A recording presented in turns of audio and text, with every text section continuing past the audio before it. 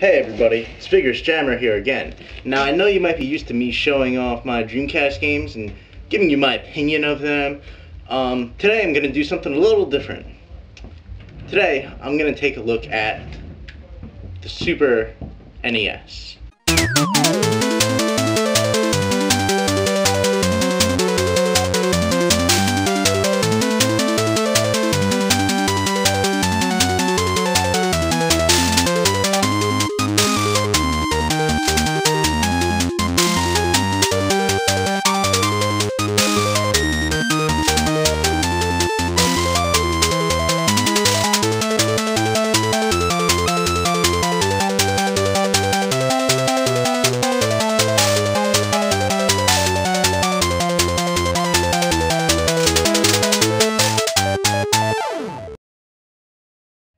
So this here is my Super NES. Back in the good old days of when you would turn your TV on and tune it to channel 3. Back when you didn't care about the graphics and only cared about the gameplay. This was the system of choice. Many people consider the Genesis to be better. However, my favorite would definitely have to be the Super Nintendo. So I guess the first thing to do would be to take a look at the controller. It has 4 face buttons here. It has a start and select button, and it has your standard nice D-pad. But this is one of the first consoles to integrate in an L and an R button on the shoulders. This was usually used for selecting items or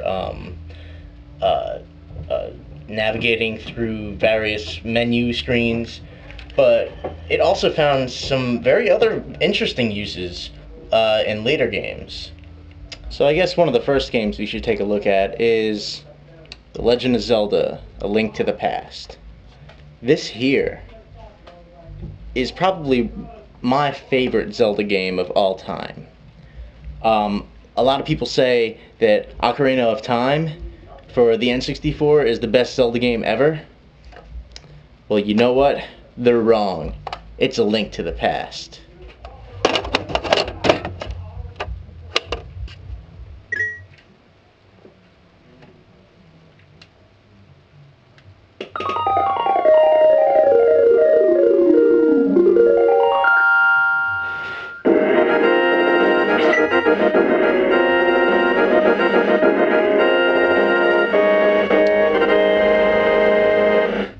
So, this is The Legend of Zelda: A Link to the Past. Long ago in the beautiful kingdom of Hyrule, surrounded by mountains and forests, legends told of an omnipotent and omniscient golden power that resided in a hidden land. This is really one of the first Zelda games to ever tell a story like this. Both Legend of Zelda on the NES and Zelda 2: The Adventure of Link, both were more just action games than anything else. This really took that formula of gameplay and added this whole new level of story to it, really creating a unique experience that I don't think has ever been topped by the series yet. Now the game starts, and Zelda contacts you telepathically, saying, "Help me, please help me. I'm a prisoner in the dungeon of the castle. My name is Zelda. The wizard Agnium has done something to the other missing girls, and she's the last one."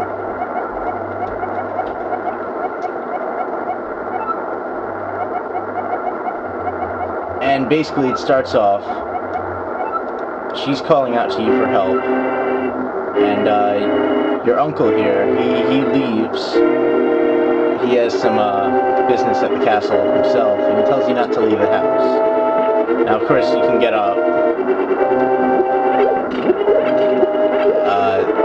pots that you can pick up, and you get a lantern. Well, there's not really anything to do in the house, so you know what, I'm gonna be a rebel, and I'm gonna leave. this point, you don't even have a sword in the game. In the original version of Zelda for the NES, you got a sword right at the beginning of the game. You just went to the cave and you got it. So now Zelda contacts you again and says there's a hidden path on the outside of the castle. And yeah, it's right there.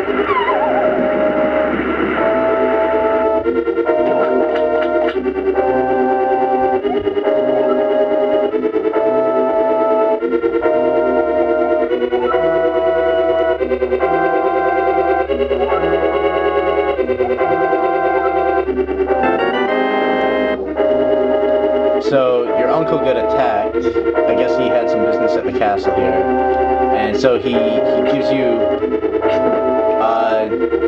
his sword. He tells you how to use it.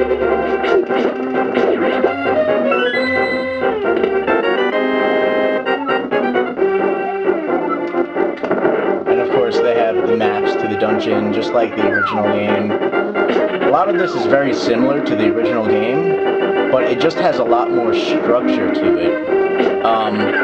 The original game was really just a dungeon romp. You would go into different dungeons, you would collect different items, and use them to find more dungeons. This has a genuinely interesting story to it, and you still have all of that item collecting and all of the dungeon gameplay that you're used to from the Zelda series. Alright, skipping ahead here, I got the big key. I just beat this guy. And it can open up many locks that small keys cannot, like that one on our jail cell.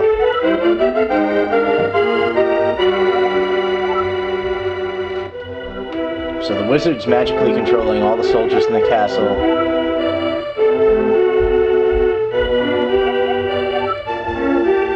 The writing in this game is really nice. It's not exactly the most dramatic thing ever, but it really has a nice quality to it.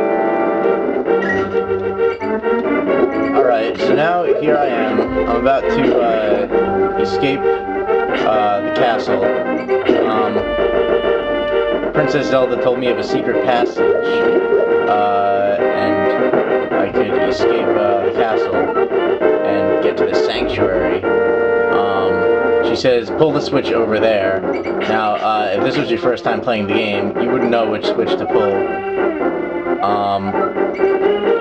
But luckily, I do know which one. If I pulled this other one here, which I can still do right now, all these snakes would have came dropping down, and I would have had to fight them off.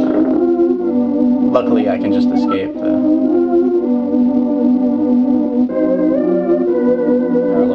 Now, a lot of the Zelda games have done the parallel world thing before, such as Twilight Princess, which is fairly new, actually. They did a separate world feature, but this was one of the first Zelda games to ever actually incorporate that into it, and it's pretty cool in that regard.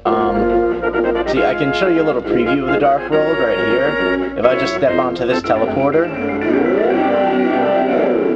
it takes me into this parallel world, and all of a sudden I'm a bunny. I can't attack anybody, I can't do anything.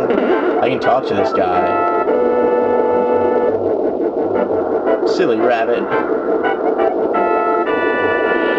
So, yeah, that's pretty much Link to the Past. I mean, there's a lot more to the game, but I think you guys get a pretty good idea of what it's like. So, I guess I'm gonna call it then. Link to the Past on Super NES is a damn good game, and is definitely a must-own for the system. This is Vigorousjammer, signing out. Oh god. Oh god. Boulders. Oh god.